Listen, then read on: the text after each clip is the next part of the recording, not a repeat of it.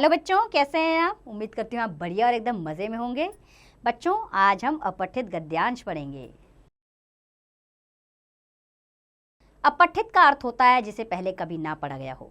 गद्य का ऐसा अंश जो कक्षा में निर्धारित पाठ्य पुस्तकों में संकलित ना हो, अपठित गद्यांश कहलाता है।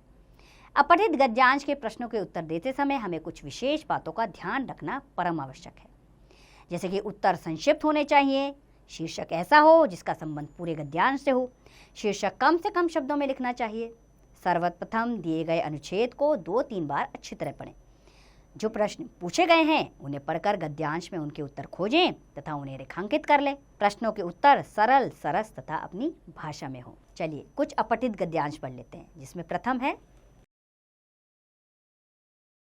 जैसे प्राचीन काल से ही भारतीय नारी पराश्रित रही है। वह बचपन में पिता के आश्रय में थी, विवाह हुआ तो पति की आश्रित रही तथा बुढ़ापे में पुत्र की आश्रित बनी। उसकी स्थिति हर रूप में पराधीन रही है।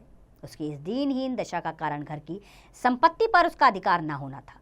धन पुरुष कमाता था, अतः उस पर अधिकार भी पुरुष का ही था। आधुनिक काल में नारी की स्थिति में परिवर्तन हुआ। नारी घर से बाहर निकली। आज वह सभी क्षेत्रों में काम कर रही है, अपने परिवार की आर्थिक स्थिति को मजबूत बना रही है।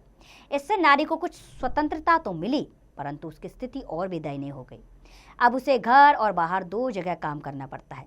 जो नारियां दोनों जिम्मेदारियों को ठीक से नहीं निभा पाती, उनके घरों में रात दिन कलह रहती है।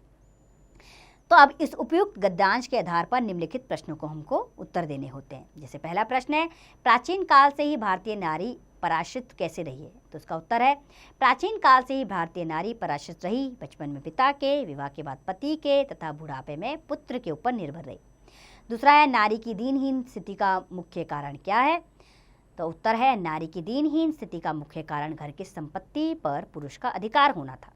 चौथा, आधुनिक काल में नारी की स्थिति में क्या परिवर्तन आया? आधुनिक काल में नारी घर से बाहर निकली और नौकरी करने लगी। चौथा है, नारी के नौकरी करने का क्या परिणाम हुआ? नौकरी करने से नारी को कुछ स्वतंत्रता मिली व उसकी स्थिति में थोड़ा सा सुधार आया। पांचवा प्रश्न है, क्या नौकरी करने के बाद नारी की स्थिति ठीक हो गई? उत्तर है इसका, नौकरी करने के बाद नारी की दशा और भी दयनीय हो गई। अब उसे घर और बाहर 2 जगह काम करना पड़ता है। अब दूसरा हमारा अपठित गद्यांश है, घमंड को दूषित प्रवृत्ति माना गया है। यह ठीक है, परंतु अहंकार का दूसरा पक्ष भी है। सामाजिक व्यवहार के लिए अहंकार आवश्यक है। व्यक्ति का परिचय उसके अहंकार से ही मिलता है। इससे उसका व्यक्तित्व स्पष्ट होता है। व्यक्तित्व के कारण ही दुनिया में वैविध्य, नानत्व और सजीवता, संपन्नता पैदा होती है। व्यक्तित्व के अभाव में जीवन बेजान और नीरस हो जाता है।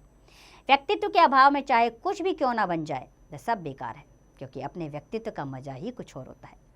अब हम प्रश्नों के उत्तर देंगे गद्यांश पढ़कर। पहला प्रश्न है, घमंड को किस प्रकार की वृत्ति माना गया है? तो उत्तर है, घमंड को दूषित प्रवृत्ति माना गया है। अहंकार का दूसरा पक्ष क्या है? उत्तर है, अहंकार का दूसरा पक्ष यह है कि सामाजिक व्यवहार के लिए अहंकार आवश्यक है। तीसरा प्रश्न, व्यक्ति का परिचय किससे मिलता है? उत्तर है, व्यक्ति का परिचय उसके अहंकार से मिलता है। इससे उसका व्यक्तित्व स्पष्ट हो जाता है। चौथा प्रश्न है, व्यक्तित्व के अभाव में जीवन कैसा हो जाता है? तो उत्तर है, व्यक्तित्व के अभाव में जीवन बेजान और नीरस हो जाता है। पांचवा है, उपयुक्त गद्यांश के लिए उचित शीर्षक दीजिए।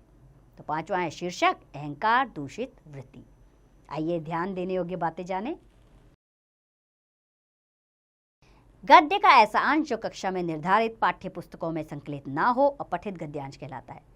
अपठित गद्यांशों के प्रश्नों के उत्तर देने से पहले उसे सबसे पहले 2-3 बार अच्छी तरह पढ़ लेना चाहिए।